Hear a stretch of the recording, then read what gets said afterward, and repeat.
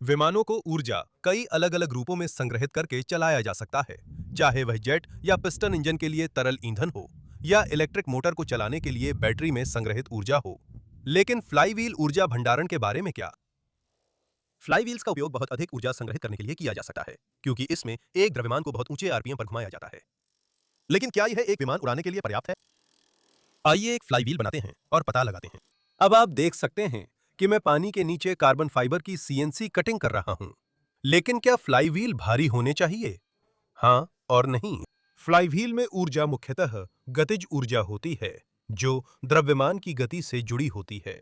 इस फ्लाईव्हील ऊर्जा का समीकरण है आधा गुणा घूर्णन जड़त्व गुणा कोणीय वेग का वर्ग। घूर्णन जड़त्व फ्लाईव्हील के द्रव्यमान और उसकी अक्ष से दूरी पर निर्भर करता है, जबकि कोणीय वेग पहिए की घूर्णन गति दर्शाता है। इन दोनों मानों को बढ़ाकर ऊर्जा बढ़ा सकते हैं, लेकिन वेग का वर्ग होने से फ्लाईव्हील को तेज घुमाना ज्यादा फायदेमंद है। अगर जड़त्व दोगुना करें तो ऊर्जा भी दोगुनी होगी, लेकिन वेग दोगुना करने पर ऊर्जा 4 गुना बढ़ेगी। और क्योंकि हमें वजन को जितना संभव हो उतना कम रखना है, जबकि ऊर्जा भंडारण को अधिक रखना है, इसलिए हमें एक हल्का फ्लाईव्हील चाहिए जो बहुत तेज आरपीएम पर घूम सके। हम चाहते हैं कि फ्लाईव्हील का द्रव्यमान एक्सल से दूर हो, इसलिए हल्का कार्बन फाइबर हब और एल्यूमीनियम रिंग उपयोग होती है। मैंने इसे संतुलित कर बेल्ट पुली सिस्टम से असेंबल किया, जिससे प्रोपेलर और फ्लाईव्हील का अनुपात 16:1 रहा। फ्लाईव्हील तेज घूमता है, जबकि प्रोपेलर की आरपीएम कम रहती है।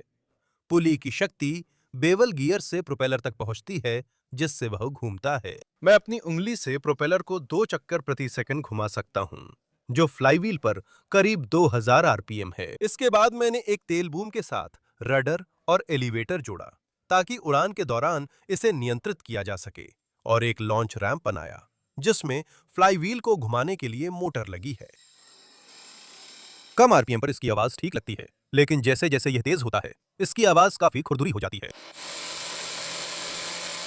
उस वक्त भ्रम हुआ, क्योंकि मैंने फ्लाईव्हील और पुली को अच्छे से बैलेंस किया था, जबकि ड्रोन के प्रोपेलर को उतना नहीं करता। फिर भी वे ज्यादा आरपीएम पर चलते हैं।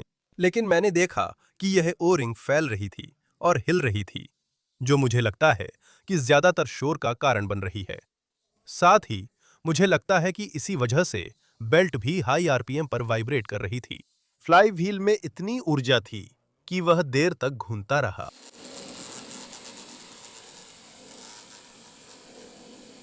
मेरे पास अपने पुराने कंप्रेस्ड एयरप्लेन का वही फोम विंग था, जिसकी टेप हटाकर करीब 40 ग्राम वजन कम किया, और ये इस प्लेन के लिए भी बिल्कुल सही साइज का था। हाई आरपीएम पर बेल्ट वाइब्रेशन की चिंता थी, इसलिए मैंने लो आरपीएम आउटपुट के लिए 40 सेमी डायमीटर का 3 ब्लेड वाला प्रोपेलर प्रिंट किया। मैं सुबह बाहर आया हूं। यहाँ शांति है, हवा नहीं है, सूरज निकलने वाला है, और हम इसका टेस्ट करने वाले हैं। चलिए शुरू करते हैं। मुझे इसे धीरे धीरे घुमाना होगा। चलिए मोटर चालू करते हैं। अभी उतनी तेज नहीं है।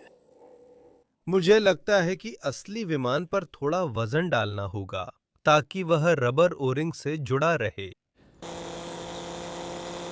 3, 2, 1।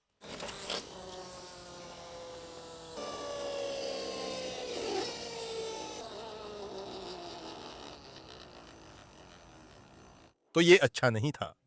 जाहिर है कि वो जमीन से टकरा गया, लेकिन मुझे लगता है कि मुझे कुछ नए गियर भी प्रिंट करने होंगे। ऐसा लगता है कि उस बेवल गियर के सारे दांत टूट गए हैं। मुझे लगता है कि बेल्ट्स ठीक लग रही हैं। बस एक गियर है, जिसे मुझे फिर से प्रिंट करना पड़ेगा। बेवल गियर्स को फिर से प्रिंट करने में 1.5 घंटा लगा, तो मैंने इंतजार करते हुए लॉन्च रैंप को कुछ बार टेस्ट किया, और नतीजे मिले जुले रहे। ठीक है, तो मैं करीब 2 घंटे बाद वापस आया हूं। मैंने सभी 3D प्रिंटेड गियर्स को ठीक कर लिया है, और मैं वाकई में इन्हें फिर से तोड़ने का जोखिम नहीं लेना चाहता, क्योंकि इन्हें फिर से प्रिंट करने और फिट करने में बहुत समय लगता है। तो इस बार गियर्स को जोखिम में डालने के बजाय मैं खुद को जोखिम में डालने जा रहा हूं। मैं इसे हाथ से लॉन्च करूंगा।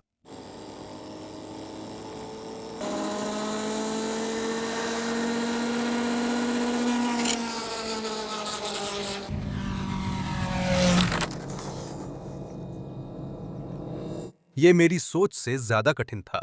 2 घंटे बाद मैं फिर 15 इंच के कार्बन फाइबर प्रोपेलर पर लौटा और लॉन्च रैंप से फिर टेस्ट किया, लेकिन यह सफल उड़ान से अब भी दूर था। मैंने ऊंची लॉन्च पोजीशन से 2 बार और टेस्ट किया और फ्लाईव्हील के मुकाबले प्रोपेलर की आरपीएम बढ़ाने के लिए एक पुली स्टेज भी हटा दी। वजन और घटाने के लिए सारे इलेक्ट्रॉनिक्स हटा देने के बाद भी ये नहीं उड़ रहा था। तो मैंने अपने नुकसान को सीमित करने का फैसला किया। मुझे देखना था कि फ्लाईव्हील की ऊर्जा से विमान उड़ सकता है या नहीं। कई बार आसान आइडिया ही सबसे अच्छा होता है, और मेरी फ्लाईव्हील दीवानगी का हल मिल गया है। यह खिलौना प्रोपेलर और उसकी बाहरी रिंग की घूर्णन ऊर्जा का उपयोग करता है, जिससे जब मैं डोरी पर जोर लगाता हूं तो यह घूमता रहता है और एक थ्रस्ट फोर्स बनती है जो इसे हवा में ऊपर उठाती है। मुझे इन खिलौनों का आसान और असरदार रिलीज मैकेनिज्म सबसे पसंद है। ये 3D प्रिंटेड वर्जन मैंने ब्रशलेस ड्रोन मोटर से जोड़ने के लिए बनाया है। ये जिस तरह से काम करता है, उसमें ये कोर वाले हिस्से आपस में इंटरलॉक हो जाते हैं। यानी अगर प्रोपेलर को मोटर से गति दी गई है, तो उसे नीचे रोका जाता है।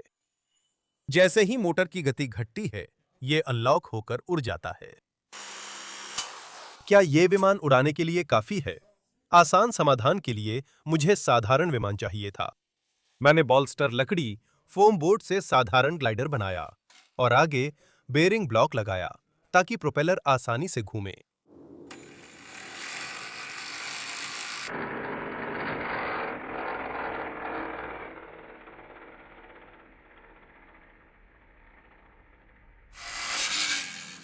साधारण चीज को अच्छे से काम करते देखना बहुत संतोषजनक है। साथ ही अलग-अलग उड़ान प्रदर्शन के लिए प्रोपेलर का वजन, व्यास और पिच बदलना भी आसान है। हालांकि उन ब्लेड्स का वजन ज्यादा कम करने की कोशिश ना करें जो सब कुछ एक साथ पकड़ कर रखते हैं। जब तक आप एक उड़ता हुआ हुला हूप नहीं चाहते।